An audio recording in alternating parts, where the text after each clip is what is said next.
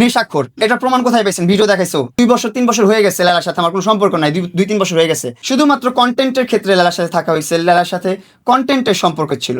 লেলার মতো বলতেছে যে না বয়ফ্রেন্ড গার্লফ্রেন্ড না, আমরা রিলেশন করি না, আমরা হাজবেন্ড ওয়াইফ না। এগুলো কেউ খাচ্ছে না, কেউ নিচ্ছে না, কেউ পছন্দ করতেছে না, ওইগুলোর ভিউ হচ্ছে না। যখনই আমরা একটু নেগেটিভলি করা শুরু করলাম, যখনই বলতে শুরু করলাম হ্যাঁ আমরা বয়ফ্রেন্ড গার্লফ্রেন্ড, আমরা সংসার করি, এটা করি সেটা করি, তখনই মানুষ খাওয়া শুরু করলো। কিন্তু আমরা কিন্তু কখনোই বলি না যে আমরা বিবাহিত মানুষ। ও শুধু ভাইরাল হতে চাইছে অ্যান্ড ও সাকসেস। আপনারা জানেন পুরো বাংলাদেশে মহিলা কন্টেন্ট ক্রিয়েটর হিসেবে লালাকে সবাই চিনে কম বেশি। এমন কোনো মানুষ নেই যে চিনে না লালাকে।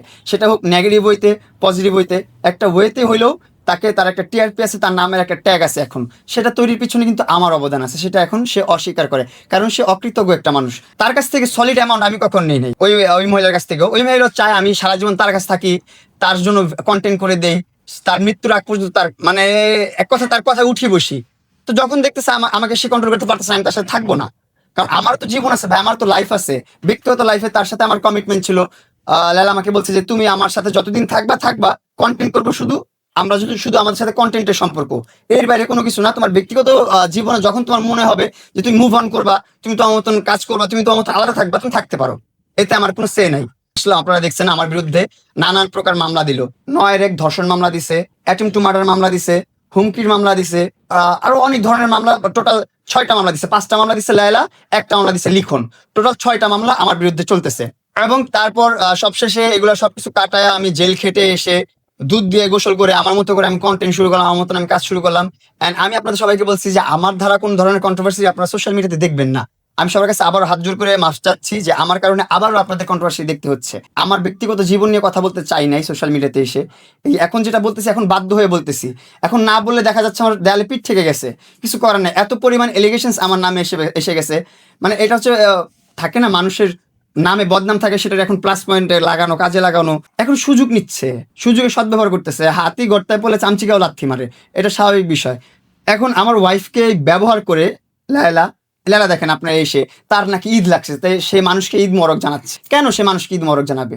তার এখনো আমার লাইফ নিয়ে বদার। তার সাথে আমার সম্পর্ক বিচ্ছেদ 2 বছর 3 বছর হয়ে গেছে। লায়লার সাথে আমার কোনো সম্পর্ক নাই, 2-3 বছর হয়ে গেছে। হ্যাঁ, তো এখনো তার আমারে নিয়ে পড়ে থাকতে হবে। তার সাথে তার খাস চামচা এই লিখন, এই বেটায় আমার ওয়াইফের বাসায় যায় থাকে, আমার ওয়াইফের সাথে পড়ে থাকে, কন্টিনিউয়াসলি থাকে। তার ব্রেন ওয়াশ করতেছে, দেখবেন কানে কানে শিখাই দিতেছে কি কি বলতে হবে ইন্টারভিউতে, সেগুলো আমার ওয়াইফ বলতেছে আমার বিরুদ্ধে।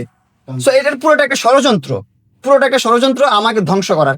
তো আমার তো আর পৃথিবীর কেউ ধ্বংস করতে পারবে না। আমি যাকে ভালোবাসি, যে আমার অর্ধাঙ্গিনী, যাকে আমি ভালোবাসি, যে আমার লাইফের একটা পার্ট, আমার বুকের পাঁজরের বাঁ পাশের হাড়টা দিয়ে তাকে তৈরি করা হয়েছে আমি মনে করি, সেই জন্য সে আমার ওয়াইফ হয়েছে। কেউ চাইলেই কাউকে বিয়ে করতে পারে না। জন্ম মৃত্যু বিয়ে, 3টা জিনিস আল্লাহর হাতে। তো তার সাথে আমার প্রথম বিয়ে হয়েছে, সে আমার প্রথম ওয়াইফ। তার সাথে আমি সুন্দর সংসার করতে চাইছি। হ্যাঁ, বনিবারটা হয় নাই, মারামারি হচ্ছে, ঝগড়াঝাটি হচ্ছে, মিলতেছে না। সংসার না হলে ওর মতো থাকবে, আমি আমার মতো থাকবো। এখনো স্টিল ও আমার ওয়াইফ, ওর সাথে আমার ডিভোর্স হয় নাই। আমরা সেপারেশনে গেছি আপনার 18 তারিখ সেপারেশনে যাওয়ার পর ওর ফ্যামিলি নিয়ে আমার ফ্যামিলির কাছে গেছে। আমি বলছি মোহনা যা চাও তুমি তাই করতে পারো, আমি সবকিছুতে রাজি, আমি ডিনাই করতেছি না। তুমি যদি আমার সাথে থাকতে চাও আমি তোমার সাথে থাকতে রাজি, তুমি যদি চলে যেতে চাও আমি তোমাকে বাধা দেবো না, বা আমি তোমাকে ক্ষতিগ্রস্ত করবো না কোনোভাবে। স্টিল এখন পর্যন্ত ওর মানে একটা চুল আমি নষ্ট করি নাই, একটু ক্ষতি আমি ওর করি নাই মোহনার, কখনোই জীবনে করবো না। কারণ ভালোবাসলে ক্ষতি করা যায় না, এটা আমি মানি, এটা আমি বিলিভ করি। আমার ভালোবাসাকে আমি বিশ্বাস করি, আমি আমার ভালোবাসাকে প্রাধান্য দিব। কেউ আমাকে আমার ভালোবাসার প্রাধান্য দেখ আর না দেখ, আমি মোহনাকে ভালোবাসি। আমি ওকে নিয়ে কখনো খারাপ কথা বলবো না, বাজে কথা বলবো না। এখনো বলতেছি, যা করতেছে ওর ব্রেন ওয়াশ করে করানো হচ্ছে।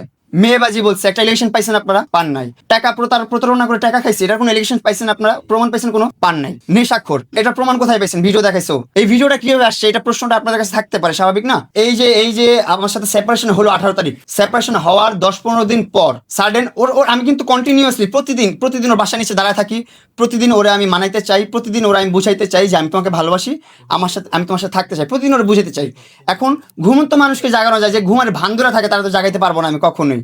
ও ঘুমের ভান ধরে আছে, এখন ওরে বুঝাইতে চাইলে ও বুঝতেছে না, ও বুঝতে চায় না আসলে। তো আমি তো ওরে বুঝাইতে পারবো না, এটা তো আমার সাথে আমার সাধ্যে নাই। ও আমাকে ব্লক করে রাখছে সব জায়গা থেকে, আমি ওকে কল দিয়ে পাই না কোথাও। ওর ইচ্ছে হলে আমাকে কল দেয়, কল দিয়ে আমার মা বোন আমার 14 গোষ্ঠী নিয়ে ধুয়ে দেয়, গালাগালি করে, গালাগালি শেষ, ফোনটা কেটে দেয়, আর কোনো কন্ট্যাক্ট রাখে না।